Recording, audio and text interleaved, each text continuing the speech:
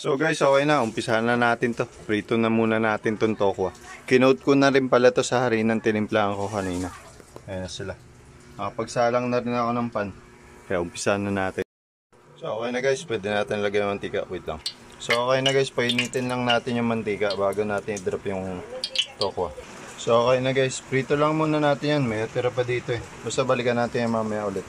So okay na guys, prito na natin. Yan na rin yung mantika ang gagamitin natin. Wait lang. Siyempre, lagi una bawang, di ba?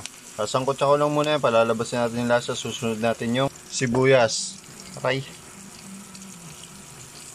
Sasangkot ako lang parehas yung dalawang yan. Wait lang. Tapos, sinunod ko na pala yung bell pepper. Same lang din. Sangkot siya lang ulit. Tapos, sinunod ko na yung siling labuyo at saka siling green. Anghang ng amoy. Sangkot ako lang muna sila ulit. So, okay na guys. Titimplahan natin siya. Wait lang. Hininahan ko na rin yung apoy. So okay na guys, yun yung panimpla niya, paminta, chicken cubes, betchin, tubig, tsaka yung tomato paste natin. Hahaluin ko lang muna at lalakasan ko yung apoy. So okay na guys, kumukulo na siya, pwede natin ilagay yung tokwa. Okay na guys, pakukuloyin lang natin yan, lutuin natin ng mabuti yung tokwa bago natin ilagay yung malunggay. Grabe, ang sarap! Tapos may malunggay po. Yummy! Tapos nilagay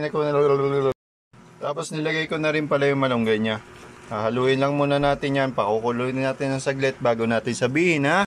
So paano guys? Nakaluto na tayo. Yan o. Yummy! Sarap. Sobrang sarap. Tara, kain tayo.